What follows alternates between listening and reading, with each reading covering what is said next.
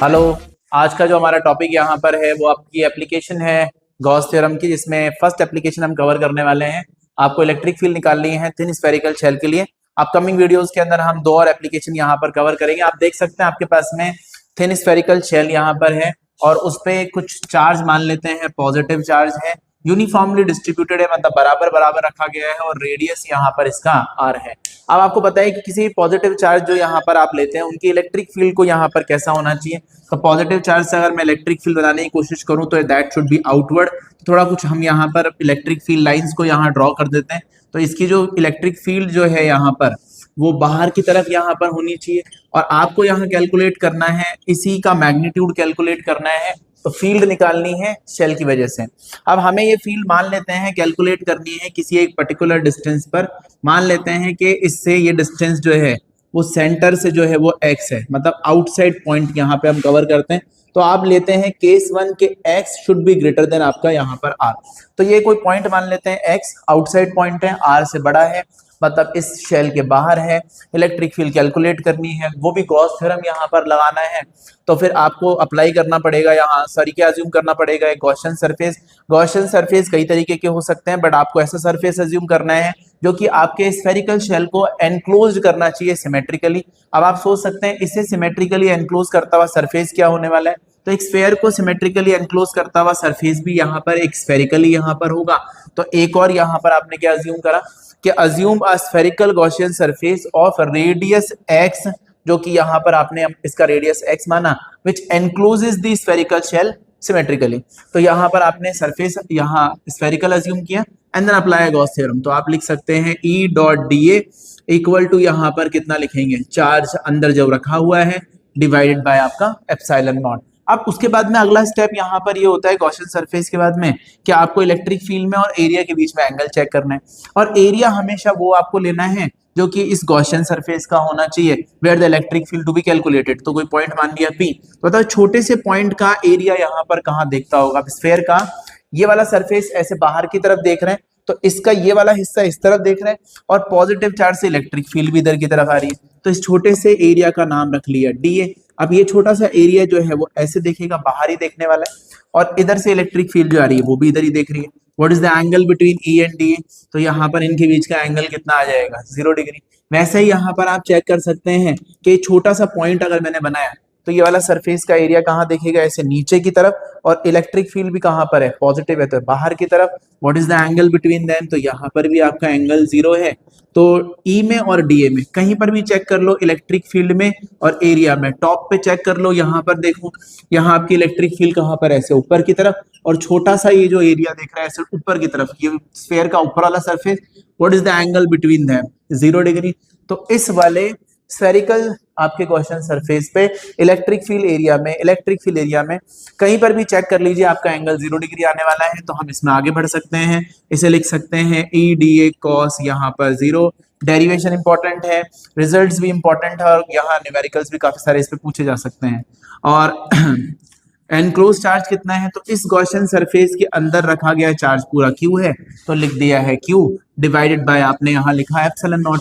अब electric field इससे बाहर आ जाएगा, तो E बाहर आया, integration of DA equal to charge divided by आपका एप्सिलॉन नॉट। अब आपको यहाँ पर एरिया को ऐड करना है, इंटीग्रेट करना है। अब पूरा यहाँ पर एरिया ऐड करते करते करते करते क्या बनने वाला है, एक स्फेयर यहाँ पर बन जाएगा।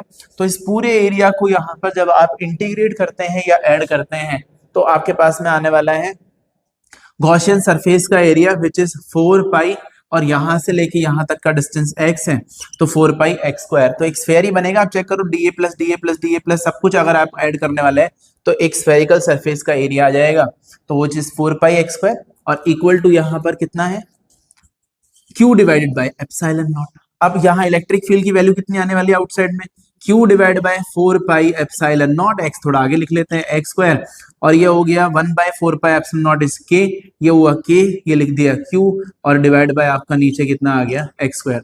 तो इलेक्ट्रिक फील्ड जो यहाँ पर सॉल्व होने पर पूरी आपके पास में आ रही है वो आ गई है KQ डिवाइडेड बाय आपका x स्क्वायर। तो electric field KQ upon x square यहाँ पर है, और जैसे जैसे हम आगे बढ़ते जाएंगे इलेक्ट्रिक फील्ड लगातार कम होती चली जाएगी। तो जैसे जैसे आप अंदर आएंगे इलेक्ट्रिक फील्ड लगातार बढ़ेगी। तो मान लीजिए जब आप x पे थे तो k Q by x square, यहाँ से x1 पे होते तो k Q by x1 square, क्योंकि ये हो जाता 4 पाई x1 स्क्वायर। x2 पे होता तो k Q by x2 square. मतलब आप सरफेस बदलते जाएंगे, इलेक्ट्रिक फील्ड अपनी वैल्यू यहाँ पर बताता चला जाएगा। और अगर हम यहाँ से कम करते करते इस x को अप्रोक्सीमेटली इक्वल टू कर लेते r, तो when x become equal to r, case 2, तो x अगर r के बराबर है, तो x अगर r के बराबर है तो ये है EDA और इक्वल टू यहाँ पर आप बोलेंगे what is the enclose charge. तो आप बोल सकते हैं, डायरेक्ट भी लिख सकते हैं। एक बार रुकिए, इसको यहाँ हम क्या कर लेते हैं, x equal to r direct लगा लेते हैं कि अप्लाई नहीं करना, कि हम पता ही है अगर जब x को आप r के बराबर लिखेंगे तो आपकी इलेक्ट्रिक फील्ड जो सरफेस पे आने वाली है वो हो जाएगी k Q divide by r square. तो जब ये बाहर होगा तो k Q by x square, और जस्ट ये सरफेस पे होगा जो कि जस्ट गॉसियन सरफेस के चार्ज को एनक्लोज करता हुआ होगा, तो ये k क्यू डिवाइड बाई आपका r स्क्वायर। और केस थर्ड यहाँ पर अप्लाई करते हैं which is x less than r, जो कि x आपके r से यहाँ पर कम है, और x लेस देन r का मतलब है कोई इनसाइड पॉइंट है। और अगर ये कोई इनसाइड पॉइंट है तो यहाँ पर x मार्क कर लिया, तो x लेस देन r के अंदर इनसाइड पॉइंट आपने लिया और आपने गॉस थ्योरम अप्लाई कर दिया। गॉस थ्योरम अगर आपने अप्लाई करा तो लिखेंगे E dot D A equal to charge enclose divide by आपका एप्सिलॉन नॉट। अब आप खुद समझिए कि as there is no charge inside the Gaussian surface, क्योंकि चार्ज तो इस सरफेस के बाहर है और इस बार हम अंदर कैलकुलेट कर रहे हैं। और हमने ऐसे पढ़ा है कि there is no electric field inside the conductor, conductor के अंदर आप चेक कर सकते हैं शेल है, और यहाँ आउटसाइड में इलेक्ट्रिक फील्ड है, और वैसे भी शेल यहाँ पर है तो अंदर की तरफ कोई भी चार्ज यहाँ प्रेजेंट नहीं होने वाला है। तो आप बोल सकते हैं एनक्लोज चार्ज जो है वो जीरो होगा। तो इधर जीरो है तो इसको जब सॉल्व करके आओगे तो इलेक्ट्रिक फील्ड इनसाइड में भी आके क्या आने वाली है, जीरो।